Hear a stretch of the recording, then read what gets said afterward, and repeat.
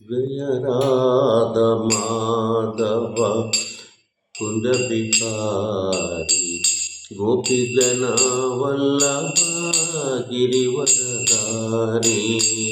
जय राधा माधव कुंज बिहारी गोपी जन वल्लभा गिरिवरधारी।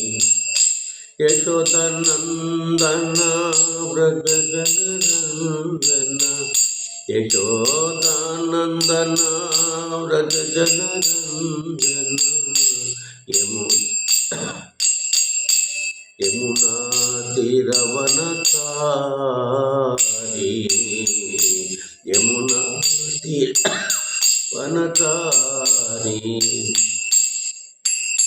जय राधा माधव कुंज बिहारी गोपी जन वल्लभा गिरिवरधारी।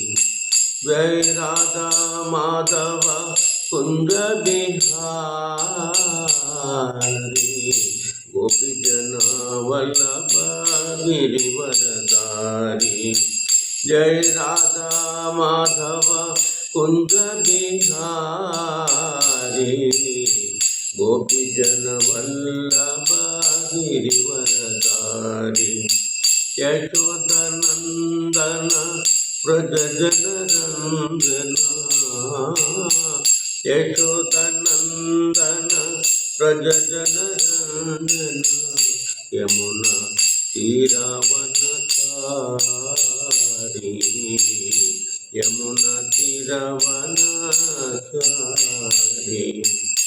हरे कृष्णा कृष्णा कृष्णा हरे हरे हरे राम राम राम हरे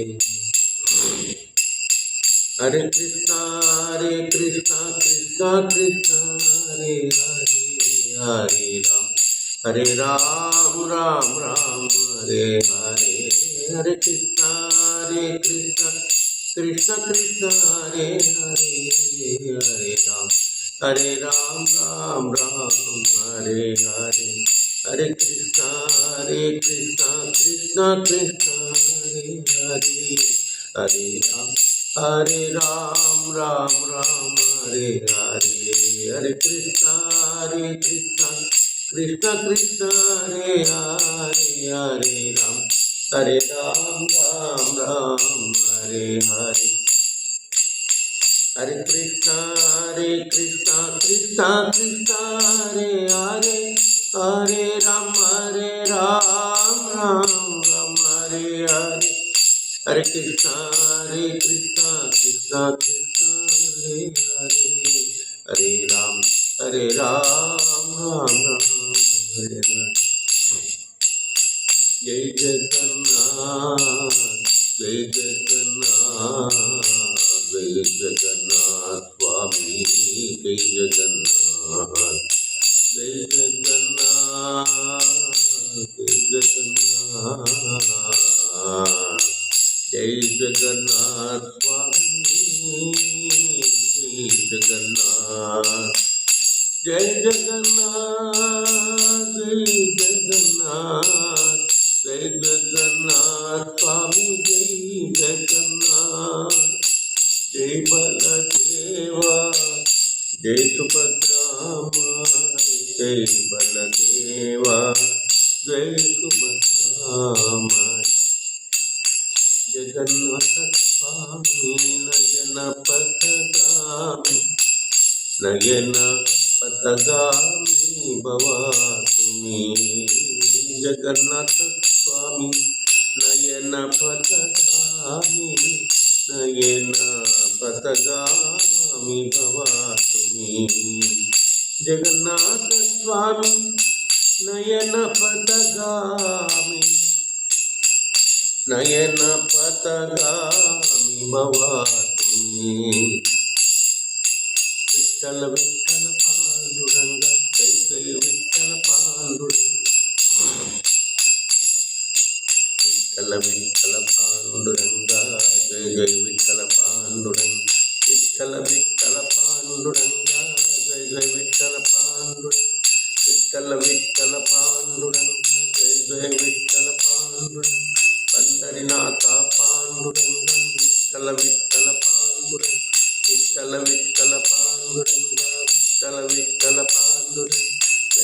विठ्ठल पांडुरंग विठ्ठल विठ्ठल पांडुरंग हरे कृष्ण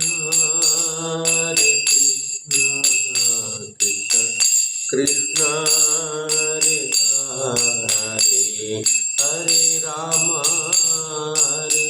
राम राम राम हरे हरे हरे कृष्ण कृष्ण कृष्ण हरे हरे हरे राम राम राम राम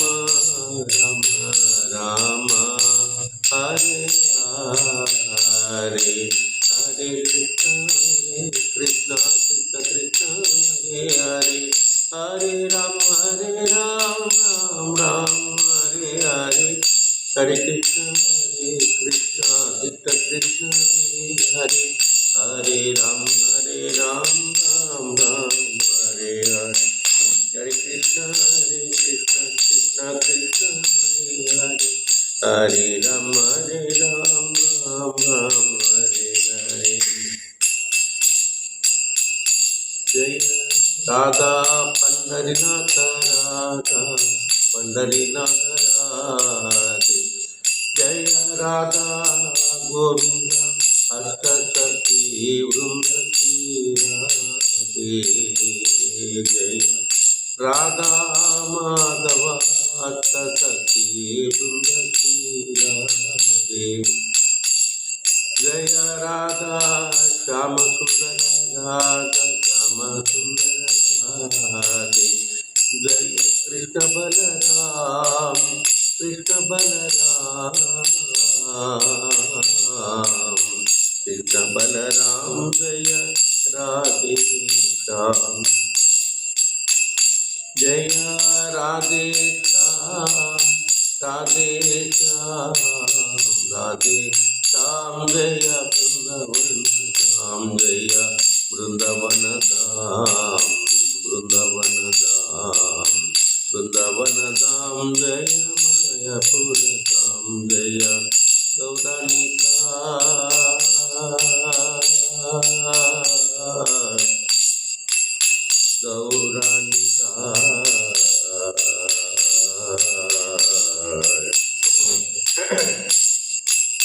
गौरानिताय जय गौरानिताय गौरानिताय जय गौरानिताय गौरानिताय जय गौरानिताय जय प्रभुपादा प्रभुपादा प्रभुपादा जय प्रभुपादा जय गुरुदेवा जय गुरुदेवा गुरुदेवा जय गुरुदेवा निताय गौर हरि बोल हरि बोल हरि बोल निताय गौर हरि बोल हरि बोल हरि बोल हरि बोल।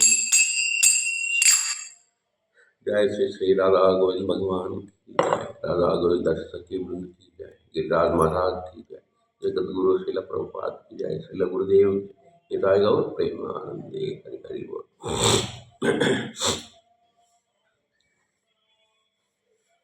ओम ज्ञानतिमिरन्धस्य ज्ञानाञ्जनशलाकया चक्षुरुन्मिलितं येन तस्मै श्रीगुरुवे नमः। नमः ओं विष्णुपादाय कृष्णप्रेष्ठाय भूतले श्रीमते जयपताकस्वामिनिति नामिने नमो आचार्यपादाय निधाय कृपप्रदायिने गौरकथा दामदाय नगरग्रामतारिणे नमः ओं विष्णुपादाय कृष्णप्रेष्ठाय भूतले श्रीमते भक्तिवेदान्तस्वामिनिति नामिने नमस्ते सरस्वती देवी गौरवाणी प्रचारिणे निर्विशेष शून्यवादी पाश्चात्य देशधारिणी हे कृष्ण करुणा सिंधु दीनबंधु जगत्पति गोपेश गोपिका कांत राधा कांत नमोस्तुते तप्त कांचन गौरंगी राधे वृंदावनेश्वरी वृषभानुस्ते देवी प्रणमामि हरिप्रिय वाञ्छाकल्पतरुभ्यश्च कृपा सिन्धुभ्येव च पतितानां पावनेभ्यो वैष्णवेभ्यो नमो नमः। जय श्री कृष्ण चैतन्य प्रभु श्री नित्यानंद श्री अद्वैत गदाधर श्रीवासादि गौरभक्तवृंद। हरे कृष्ण कृष्ण कृष्ण हरे हरे हरे राम राम राम हरे हरे। हरे कृष्ण।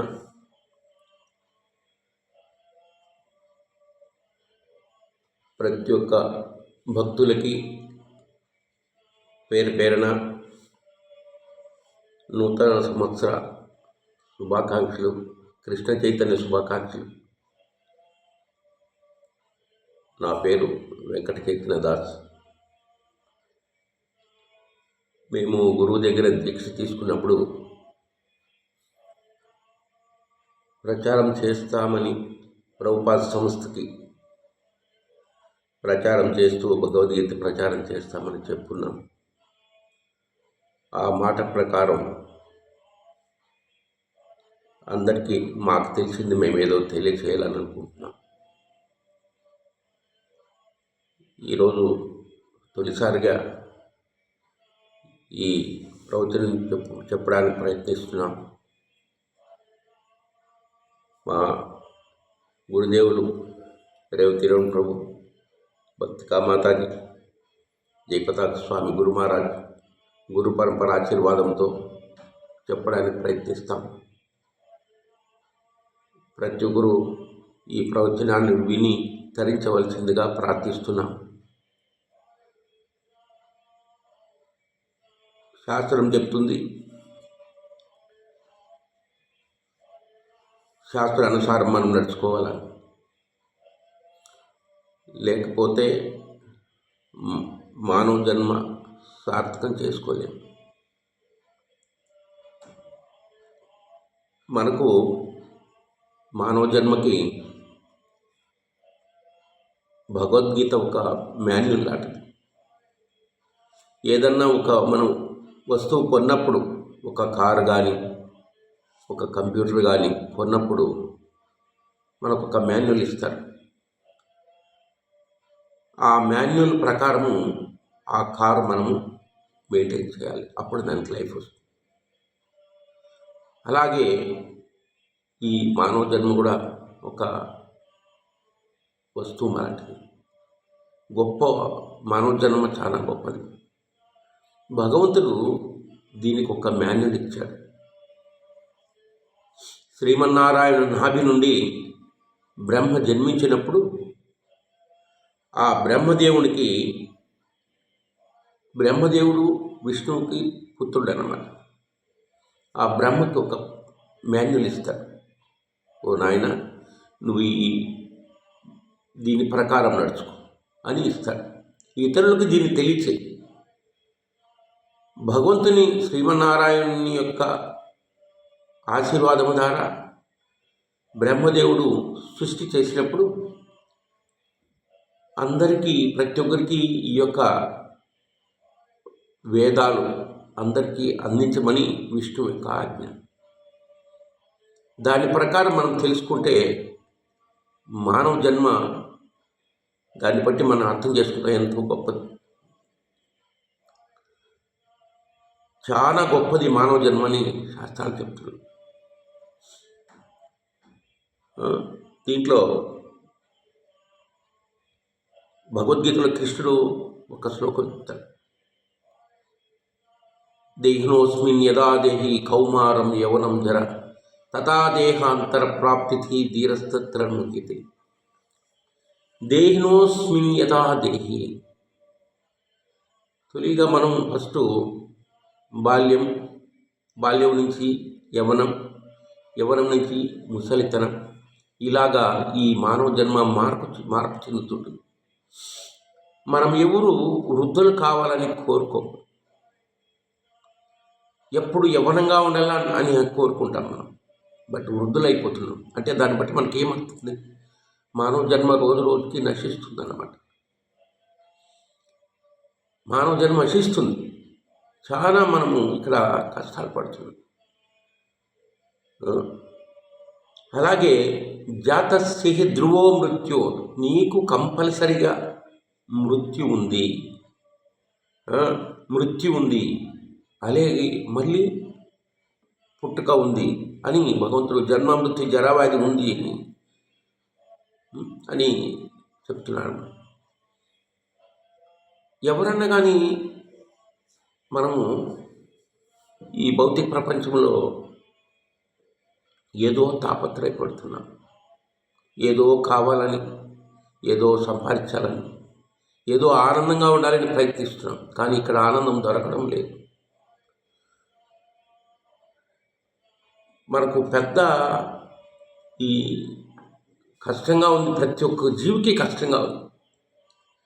భగవంతుడు ఏం చెప్తున్నాడంటే దీన్ని దుఃఖాలయం, చాలా దుఃఖాలయం అంటాడు భగవంతుడు.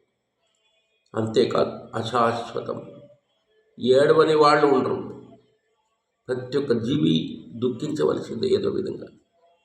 అంతేకాదు అశాశ్వతం, కొంతకాలమే ఉంటాము. కానీ మనకెందుకు ఇంత తాపత్రం, ఎందుకు ఈ కష్టాలు, ఎందుకు ఈ బాధ? మనం తెలుసుకోవాలి కదా. రోజులు ఇట్లా గడిపేద్దామా? ఏమంటే ఇక్కడ జీవరాశులు 84 లక్షల రకాల జీవరాశులు ఉన్నాయి. 84 లక్షల రకాల జీవరాశులు ఉన్నాయి. నీటిలో ఉన్నటివి 9 లక్షలు, వృక్షాలు అటువంటివి స్థావరాలు 20 లక్షలు, క్రిమి కీటకాలు 11 లక్షలు, పక్షులు 10 లక్షలు, తర్వాత పశుపక్షాదులు 30 లక్షలు, మానవులు 4 లక్షలు, కలిసి 84 లక్షల రకాల జీవరాశులు ఉన్నాయి. ఇందులోన బాగా తెలిసినటువంటి వాడు జ్ఞాని ఒక మానవుడే మనకు అనిపిస్తుంది. ఎప్పుడన్నా నేను అనుకునేవాడిని, ఎప్పుడన్నా రాత్రులు మిద్దిపై పడుకునేప్పుడు అనుకునేవాడిని, పైన ఇంత చుక్కలు ఉన్నాయి, అవి మహా పెద్దవి, ఎవరు అక్కడ పెట్టారు ఆ చుక్కలు? ఎలా అవి ఏర్పడ్డాయి? పెట్టిన మహానుభావుడు ఎవరు? భూమి కన్నా ఎన్నో రెట్లుగా పెద్దగా ఉన్నాయని నేను తెలుసుకున్నాను. ఎవరు పెట్టారు? నిరాధారంగా ఎలా ఉన్నాయి? సముద్రం ఆ తెలియకట్ట దాటి ఇక్కడ రావడం లేదు, ఎందుకు? భూమి కూడా నిరాధారంగా ఏలాడుతుంది. మనకి ఎన్నో మనకు గుర్తుకొస్తాయి. తల్లి గర్భంలో బిడ్డ 9-10 నెలలు ఉంటాడు. ఎవరు అతనికి ఆహారం ఇస్తున్నారు? ఎవరు నీళ్ళు ఇస్తున్నారు? ఎవరు గాలి ఇస్తున్నారు? 9 నెలలు బయట వస్తానే బిడ్డ మళ్ళీ అన్నీ కోరుకుంటాడు. లోపల ఎవరు ఇచ్చారు? అంతకాలం ఇలా జీవించా, ఎవరో దీనికి కారణం ఉన్నారు. ఎవరు అతను? ఒక భక్తుడు గానం చేస్తాడు. ఏమని చేస్తారంటే, ఆయన పేరు గోవిందదాస్. భజహురే మన శ్రీనందనందన అభయ చరణారవిందరే, భజహురే మన శ్రీనందనందన అభయ చరణారవిందరే, దుర్లభ మానవ జనమ సత్సంగే తరహయే భవ సింధురే. దుర్లభమైనటువంటి మానవ జన్మ. ఏం చేస్తున్నాము? సీతాతప వాత పరీక్షణ ఏ దినయామిని జాగిరే, విఫల సేవిను కృపణ దురజన చపల సుకలవాలాగిరే. సీతాతప వాత పరీక్షణ, చలి, గాలి, వాన, ఎండ, ఉష్ణం, మనం దీంతో బాధపడుతున్నాం. ఎందుకు ఇంత కష్టం? అంతేకాదు, ఏదన యౌవన పుత్ర పరిజన ఈతెకి అచే పరాతి తీరే కమల దళ జల జీవన టలమల భజహో హరిపద నీతిరే. ఓ మనసా, అభయమిచ్చదును, ఆ నందకుమారుని పాదపద్మాలు పూజించు. దుర్లభమైన మానవ జన్మ లభించింది కాబట్టి సాధు సాంగత్యంతో ఈ భవసాగరాన్ని దాటమని చెప్తుంది. శీతోష్ణం, గాలి, బాధపడుతూ రాత్రి అనక పగలనక గడుపుతున్నావు. ఏదో ఆనందం వస్తుందని నువ్వు భ్రమిస్తున్నావు. దుష్టులకు నీచులకు సేవ చేస్తున్నావు. ధనము, యవ్వనము, పుత్రులు, బంధువులు, కుటుంబము అని ఏదో ఆనందం లభిస్తుంది. నమ్మకమేమిటి? ఈ జీవితము తామరాకుపై కనిపించు నీటి బిందు వంటిది కాబట్టి నీవు ఎల్లప్పుడూ హరి పాదపద్మాలు సేవించు అని చెప్తుంది. శ్రవణ కీర్తన స్మరణ వందన పాదసేవన దాస్యరే పూజన సఖి జన ఆత్మనివేదన గోవింద దాసాభిలాషరే. భగవంతుని గుణగణాలను వినుట, వాటిని కీర్తించుట, నిరంతరం స్మరించుట, స్తుతించుట, భగవంతుని పాదసేవ చేయుట, ఒక దాసునిగా భగవంతుని సేవించుట, పుష్పాలు మరియు దీపాలతో భగవంతుని పూజించడం, స్నేహం చేయుట మరియు భగవంతుని ఆత్మసంపర్పణ చేసుకున్నట అను నవవిధ భక్తి మార్గాల్లో నిమగ్నమవ్వాలనేది ఆ గోవిందదాస అభిలాష. ఆయన చెప్తున్నాడు, ఈ నవవిధ భక్తిని పాటించండి. ఎందుకు దుఃఖాన్ని అనుభవిస్తున్నారు? ఎంతకాలం ఉంటారు? ఎందుకు అన్నింటినీ ఆశ కోరుకుంటున్నారు? ఏమి మనం తీసుకెళ్తాము? ఎవరు బంధువులు? నిన్నెవరో వచ్చి ఆదుకుంటారా? అంటే ఇది ఒక వస్తువు, ఇది ఒక మంచి వస్తువు. దీన్ని ఎట్లా వాడుకోవాలో మనం అట్లా వాడుకోవడం లేదు. ఒక కథ ఉంది. ఏమంటే, ఒక వ్యక్తి రోజు భిక్షం ఎత్తుకునేవాడు. అలా పాత్ర లేదా చేతిలో భిక్షం ఎత్తుకొని తిరుగుతూ ఉండేవాడు. దాంతోనే భార్య బిడ్డలు సాక్కుంటూ అతను జీవిస్తుంటే కొంతకాలం తర్వాత బాగా వర్షాలు లేకుండా కరువు కాటకాలతో ఉన్నప్పుడు అందుకు ఆహారం దొరకడం లేదు. చాలా బాధపడుతున్నాడు. ఏం చేయాలో అర్థం కాక ఒక్క పూట కూడా గడిచేది కష్టమైపోయింది. ఎవరో ఈ తూకానికి పాత్రలు కొనుక్కుంటామని వస్తే ఆ పాత్ర వాళ్ళకి ఇచ్చేసి ఏదో వచ్చింది కొంచెం ధనం తీసుకొని వెళ్ళిపోయి ఆ రోజు గడిపారు. ఆ పాత్ర కొన్నాడు చూడండి. అతను ఏం చేశారు తెలుసా? నేరుగా దాన్ని ఎత్తుకోపోయి చూసి అతనికి సందేహం వచ్చింది. అరే, ఏం పాత్ర ఏదో బాగుంది, ఇతను పొరపాటు పెంచాడు ఏదో అనేసి పోయి కడిగి నీట్గా పాత్రని తోమి చూస్తే అదేం పాత్ర? అది బంగారు పాత్ర. అతను అమ్ముకొని కోటీశ్వరుడు అయిపోయాడు. ఈ భిక్షగాడు తన చేతిలో ఉండే పాత్రని గమనించలేకపోయాడు. దాని విలువ తెలుసుకోలేకపోయాడు. పొరపాటు పడ్డాడు. అతని మాత్రం తెలుసుకోంటే ఆ పాత్ర బంగారుది, ఇది పనికి వస్తుంది, విలువ కలిది, ఇది ఊరికే ఇచ్చేయకూడదు, ఇది పని అని తెలుసుకుంటే అతను ఎంతో గొప్పవాడు, కోటీశ్వరుడు అయ్యేవాడు. అతనికి అంత మాత్రం జ్ఞానం లేకుండా పోయింది. ఈ పాత్ర కొన్నాడు చూడండి. అతను ఆ పాత్రని వాడుకొని కోటీశ్వరుడు. అతనికి జ్ఞానం ఉంది, బుద్ధి. అలాగే ఈ శరీరం కూడా ఒక పాత్ర లాంటిది. దీన్ని మనం కాలం గడిపేయకూడదు వృధాగా. దీన్ని వృధాగా వేస్ట్ చేయకూడదు. ఒక అక్షయ పాత్ర లాంటిది ఇది. దీన్ని మనం ఉపయోగించుకోవాలి. ఏమిటి ఉపయోగించుకోవాలి? ఏ జంతువుకి లేనటువంటి బుద్ధి, జ్ఞానం ఈ మానవుడు. అందుకే మానవ జన్మ గొప్పదంటారు. ఇటువంటి దీంతో ఏం చేయాలి? మనము జన్మ మృత్యు జరా వ్యాధిని దాటిపోవాలి. అందుకని ఈ మానవ జన్మ మృత్యువు, ముసలితనము, రోగాలు భయంకరమైనటువంటివి. ఇది కావాలని ఎవరిలో కోరుకుంటారా?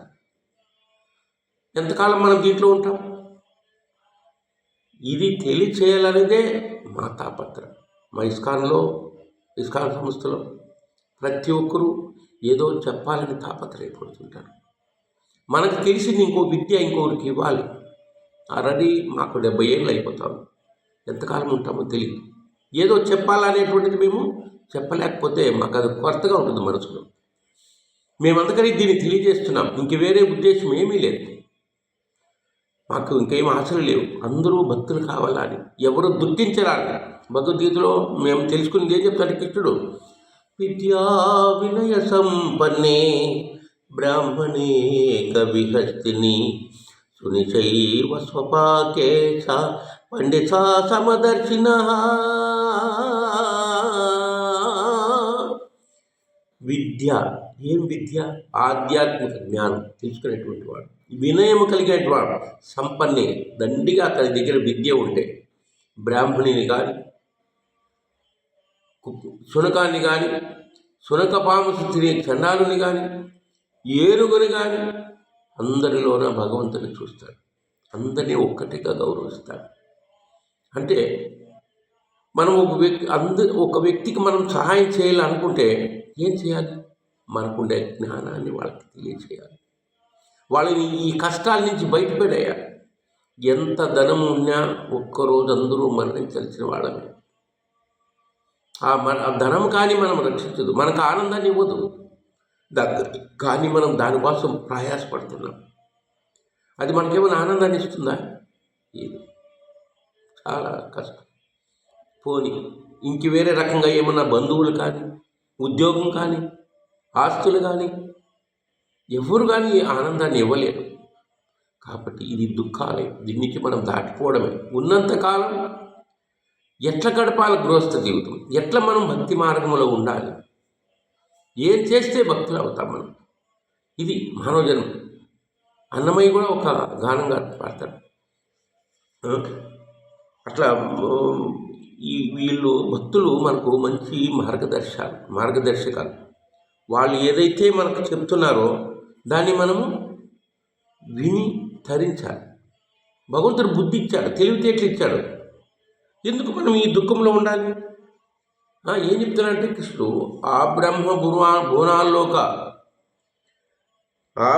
గుణాల్లోక పునరావర్తినోర్జున మామపేత్యతు కౌంతేయ పునర్జన్మన విద్యతే. నువ్వు ఏ లోకానికన్నా పో, భౌతిక లోకములో, స్వర్గలోకానికి కానీ ఎక్కడైనా పో. మీ భూలోకంలో ఉన్నానని కాదు, ఎక్కడైనా వెళ్ళండి. అక్కడ కూడా దుఃఖం ఉంది, పునర్జన్మ ఉంది. మళ్ళీ జన్మించాల్సిందే.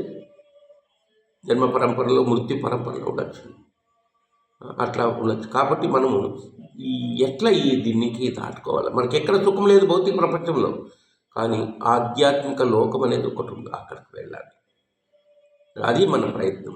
ఏం చేస్తే జన్మ మృత్యు జరావేదని దాటగలం? ఏం చేస్తే మనం భక్తి మార్గంలో, కృష్ణ భక్తి మార్గంలో ఉండగలం? ఎవరు మనకు దారి చూపించేవాళ్ళు? ఎవరిని అడిగితే మనకి ఈ ఆధ్యాత్మిక దారి చూపిస్తారు? ఎంతకాలం ఇలా పట్టం అని మనం ప్రయత్నించాలి. కానీ ఏ జీవికి అటువంటి తెలివితేటలు లేవు. ఏనికి మానవుడి కన్నా పెద్దది, మన దానికి ఏమైనా తెలివితేటలు ఉన్నాయి? లేదు. అది మనిషికి ఒక్కరికే ఉందన్నమాట. కాబట్టి దీని నుంచి మనము బయటపడాలి. కానీ మనిషికి గొప్ప బుద్ధి, తెలివితేటలు ఉన్నాయి. ప్రభుపాద ఏం చెప్తారంటే, మనిషికి ఒక గొప్ప బుద్ధి ఉంది. మంచి గొప్ప అంటే 2 రకాల బుద్ధి ఉంటుంది మానవుడు. ఏది 2 రకాలంటే, ఒకటి ఆధ్యాత్మిక బుద్ధి, ఇంకొకటి భౌతిక బుద్ధి. మనకు భౌతిక బుద్ధి అక్కర్లే. భౌతిక బుద్ధితో ఇక్కడ బుద్ధి ద్వారా మనం ఇక్కడ ఏమి సంపాదించుకోలేము. భక్తి రాదు, దీన్ని దాటుకోలేము. ఆధ్యాత్మిక బుద్ధి కావాలి. ఎలా దాన్ని అంటే ప్రభుపాద ఏం చెప్తారంటే, స్థిరమైన బుద్ధి ఒకటి. 5 రకాల బుద్ధులు అంటే, ఒకటి స్థిరమైన బుద్ధి. ఏమి స్థిరమైన బుద్ధి? ఇంద్రియాలను స్థిరంగా ఉంచుకుంటుందంట ఆ స్థిరమైన బుద్ధి. ఇంద్రియాలు కన్ను, ముక్కు, నోరు, చెవులు, చర్మం. దీన్ని వెళ్ళిపోకుండా స్థిరమైన బుద్ధి, మళ్ళీ దాన్ని పోకూడదు, వద్దు, నాకు స్థిరంగా ఉంటుంది. అది ఇంకా నేను ఎక్కడ వేరే నాకు ఏ ఆశ కోరికలు లేవు, నీకేం వద్దు, నాకు తపస్సు, అదే పెద్ద తపస్సు అన్నమాట. తపస్సు, దాన్ని అదుపులో ఉంచుకోవడం, స్థిరంగా ఉంచుకోవడం, పోనీకుండా ఉంచుకోవడం. ఎందుకంటే మాకు అనిపిస్తుంది, మనకు ఏదో తినాలని అనిపిస్తుంది. ఏకాదశి పాటించం. ఎందుకు? ఒక్కరోజు 30 ఉండలేము. 15 రోజులకు ఒకసారి ఏకాదశి పాటిస్తే మనిషికి ఎంత ఆరోగ్యం తెలియదు. ఆ ఏకాదశి పాటిస్తే మంచిది. ఆ రోజు పాపపురుషుడు ఆ ఏకాదశి ధాన్యాలతో ఉంటాడు. దాన్ని మనం తినరాలి. ఒక్కరోజు ఒళ్ళు కూడా ఆరోగ్యమే. దాన్ని ఆ పాపపురుషుడు ఉంటాడు దాన్ని. కాబట్టి మనం నోరు నాలుకని కంట్రోల్ చేసుకోవాలి. లేదు ఉండలేము, ఏదో పండు కాయ ఏదో తినచ్చు. దానికి తగిన కొంచెం ఉండలేకునే వాళ్ళు, బీపీ షుగర్ ఉన్న వాళ్ళు అటువంటి తినచ్చు. ఆ విధంగా మనము ఇంద్రియాలని నిగ్రహించుకోవాలి. నోరు, ముక్కు, భగవంతుని యొక్క పుష్పాలను సువాసన చూసి ఆహా ఎంత బాగుంది ఆనందించి ముక్కును ఆ విధంగా మనం అదుపులో పెట్టుకోవాలి. కళ్ళు, కళ్ళు ద్వారా కూడా మనం వేరే ఏమంటారు చూడకుండా భగవంతుని రూపాన్ని చూస్తూ కాలం గడుపుతూ, భగవంతుని చింతిస్తూ, మనసు ద్వారా భగవంతుని చింతిస్తూ, చెవుల ద్వారా భగవంతుని కథ వింటూ, ఈ వేరే రకంగా పోకుండా దీన్ని అదుపులో పెట్టుకోవాలి. అంటే స్థిరమైన ఇంద్రియాలని స్థిరపరచుకోవడం, అది నీ స్థిరమైనటువంటి బుద్ధి. చాలా ఎగ్జాంపుల్స్ ఉన్నాయి, చాలా ఎగ్జాంపుల్. ఒక్కొక్క ఇంద్రియము తక్కువ ఏదో కోరుకుంటుంది, పతనం అయిపోతుంది. కాబట్టి చాలా ఇంపార్టెంట్, మనం ముందు చెప్తున్నాం. రెండోది వృద్ధి చెందిన బుద్ధి. ఒకటోది స్థిరమైన బుద్ధి, రెండోది వృద్ధి చెందిన బుద్ధి. అంటే స్థిరమైన బుద్ధి కన్నా ఇంకా గొప్పది.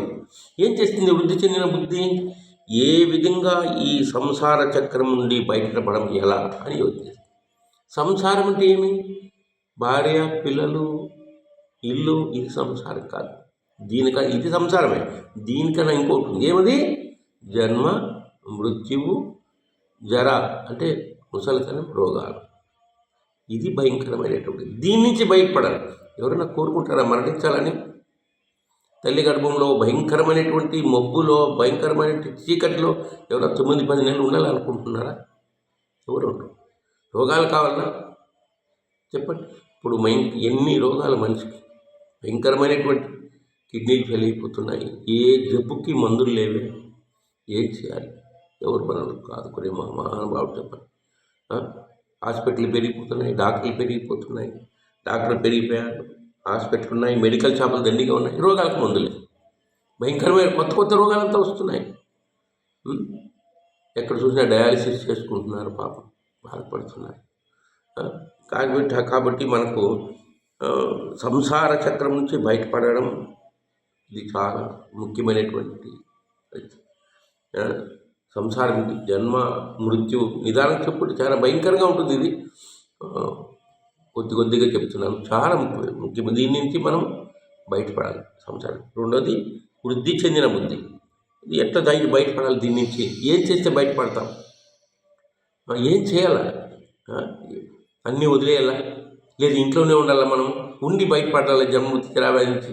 ఏ విధంగా అంటే గురువుని ఆశ్రయించాలి, ఒక భక్తుని ఆశ్రయించాలి, ఒక సాధువుని ఆశ్రయించాలి, శాస్త్రాలను ఆశ్రయించాలి. భగవంతుడు చెప్పిన శాస్త్రం ద్వారా మనం దీని నుంచి అవలీలగా బయటపడచ్చు.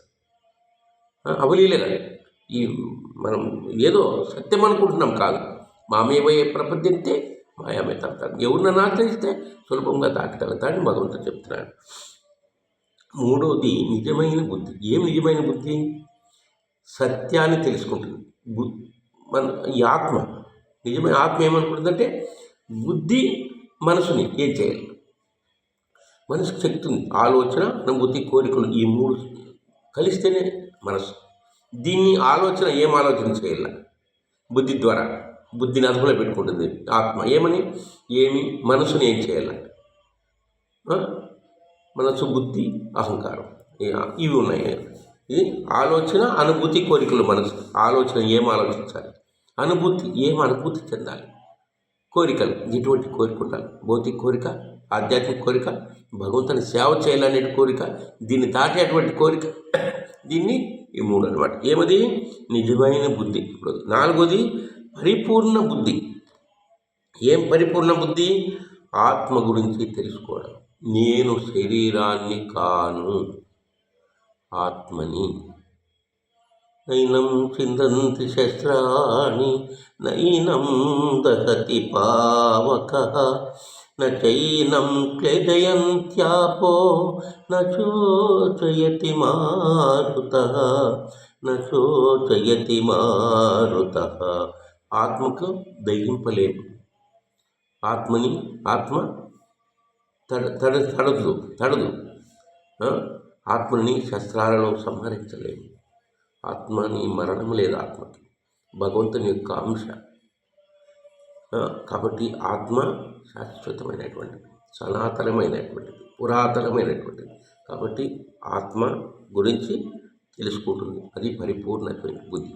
ఇంకా గొప్ప బుద్ధి పవిత్రమైనటువంటి బుద్ధి. ఇవన్నీ తెలుసుకునేది వద్దు, కానీ అన్ని ధర్మాలని వదిలేసి ఒకే ధర్మం పాటించడం. ఏమది? భగవంతునికి శరణాగతి పొందడం. భగవద్గీతలో లాస్ట్ శ్లోకంలో సర్వధర్మాన్ పరిత్యజ్య మామేకం శరణం వ్రజ అహం త్వా సర్వపాపేభ్యో మోక్షయిష్యామి మా శుచ.